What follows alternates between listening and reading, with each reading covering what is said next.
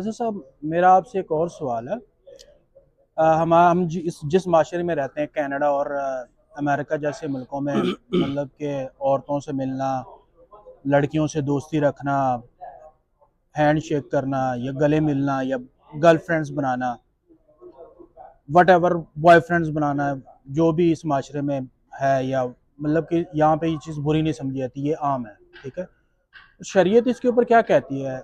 इस्लाम बड़ी उसके वाज़े अल्फाज हैं कि जो है ना, ज़िना के करीब भी मत जाओ। ठीक है, तो ये क्या ज़िना के करीब है या हम दूर हैं? इसका थोड़ी सी वजाहत कर। ये बड़ा अच्छा सवाल किया आपने, और सच्ची बात तो ये है कि आपने इसका जवाब भी खुद ही दे दिया है। और आप जो जानते हैं इस पे मैं अब क्या तबसरा करूं, बात बिल्कुल सही है। जब आप जानते हैं कि शरीयत ने इस पे दो टोक अल्फाज में कहा है, जहां उसने जना की हुर्मत के बारे में कहा है, वहां उसने जो अल्फाज इस्तेमाल किए हैं वो यही हैं जो आपने अभी फरमाया कि ला तक़रबु ज़िना। इसका मतलब है कि ज़िना के करीब भी मत जाओ। तो आखिर ये जो अल्फाज इस्तेमाल किए हैं कि करीब भी मत जाओ, इसका क्या मतलब? इसका मतलब ये है कि उसके करीब ले जाने वाली उन चीज़ों से भी दूर रहो जो तुम समझते हो कि तुम्हें ज़िना तक कोई चीज़ लेके जा रही है।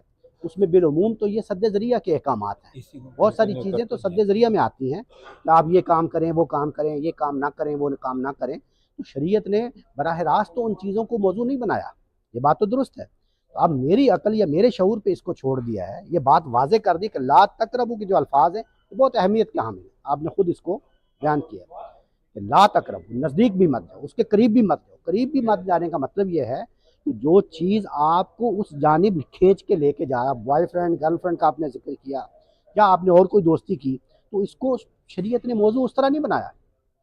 अब आप ये बहुत अच्छी तरह जानते हैं कि वो कौन सी चीज़ है। हर इंसान अपनी जगह पे जानता है, वो ना सिर्फ खुद जानता है अपने इल्म अकल के ज़रिए से, बल्कि उसका ज़मीर उसको बताता है कि कौन सी चीज़ है जो उसको उस रास्ते पे लेके जा रही है।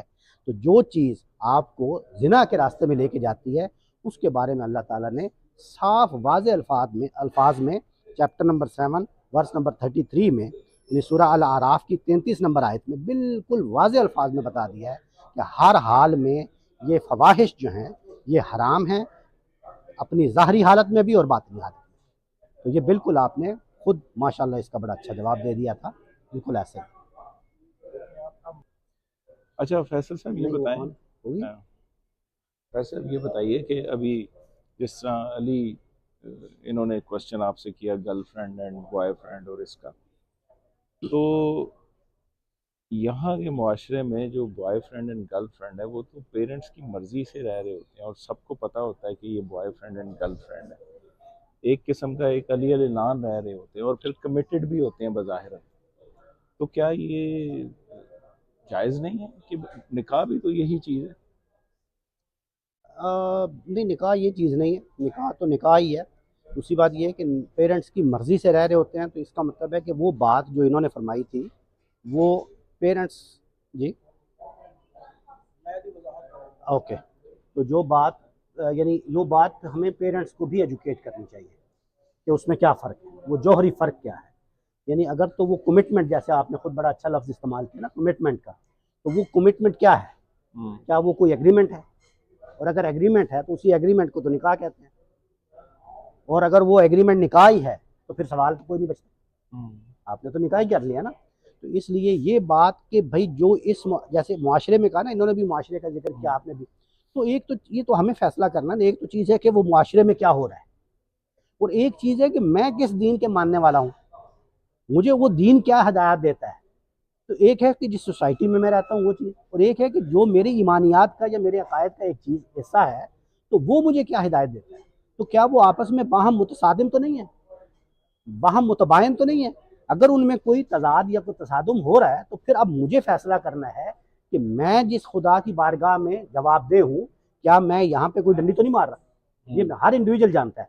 तो यहाँ पे ये फैसला मुझे करना है कि वो सोसाइटी जो मर्जी करती रहे एक तरफ, मुझे क्या लगे सोसाइटी से, मैं तो अपने खुदा के सामने जवाबदेह हूँ ना।